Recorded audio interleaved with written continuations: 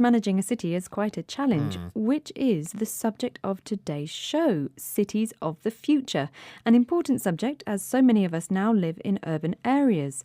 I want to start with our quiz question. What is the percentage of the world's population that will be living in cities in 2050? We are dealing with approximates here. Is it A, 10%, B, 50%, or C, 70%? I think that it's A, 10%. Well, we'll find out if you're right or wrong later on in the show. Now, you've encountered a couple of issues that might face urban planners when designing a city, Neil: housing and dealing with a flood.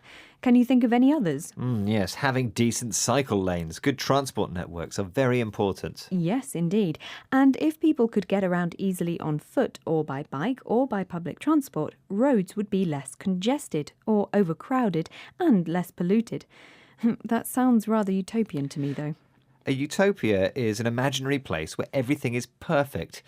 But Copenhagen is pretty utopian, Alice. The air is clean. There are bike lanes everywhere. Oh, that sounds fantastic. But what about somewhere like Beijing with its constant smog or air pollution hanging over the city? A lot of people ride bikes there too. So which city is going to be the model for the future? Maybe like the future Los Angeles in the movie Blade Runner. You know, glittering high-rises, gigantic neon billboards, flying cars. Well, today's Los Angeles has terrible urban sprawl and traffic problems.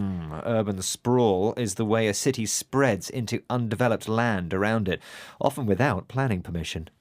Dr. Janice Perlman can explain why this happens. She is the founder and president of the Megacities Project non-profit organisation in Rio de Janeiro and knows a lot about urban sprawl in Brazilian cities.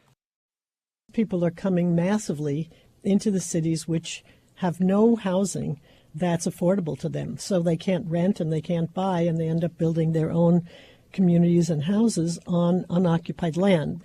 And these communities are becoming, in some places, the majority, not the minority. And they're off the grid, so they're not often serviced by either the social services, but also many of them don't have water, sanitation, and electricity. People migrate or move from the countryside to the city to get better opportunities, but end up with nowhere to live. So they build their own housing on unoccupied land. These shanty towns, poor communities where the houses are built out of cheap materials like corrugated iron and plastic sheeting, are often off the grid. Which means they don't have an electricity or water supply or access to healthcare and education. And these communities are growing, so the problem's getting bigger. So are there any solutions, Alice? Well, it's all about improving the infrastructure. That's the basic facilities a town or city needs. For example, communication, transport, water and electricity. But this shouldn't only mean improving housing conditions, but also promoting education and employment among the inhabitants and building better communities. That sounds like a real headache for the urban planners. You're right there. And one thing urban planners are talking about at the moment is creating smart cities. John Rossant, founder and chairman of the non-profit organisation New Cities Foundation, explains what it is.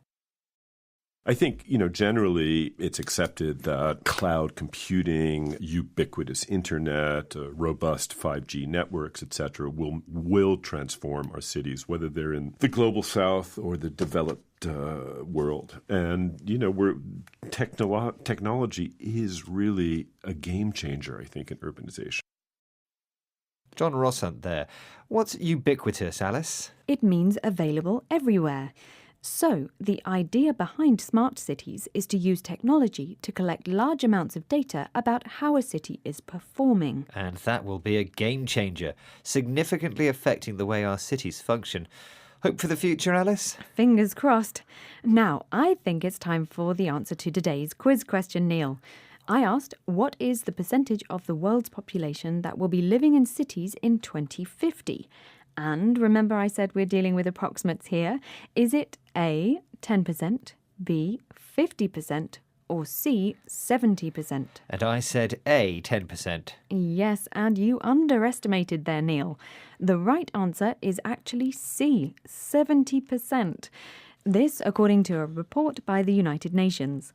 Today, 54% of the world's population lives in urban areas. A lot, really. Yeah. Well, I know we're running out of time, so let me repeat the words we learned today. They were congested, utopia, smog, urban sprawl, migrate, shantytowns, off the grid, infrastructure, ubiquitous, game changer.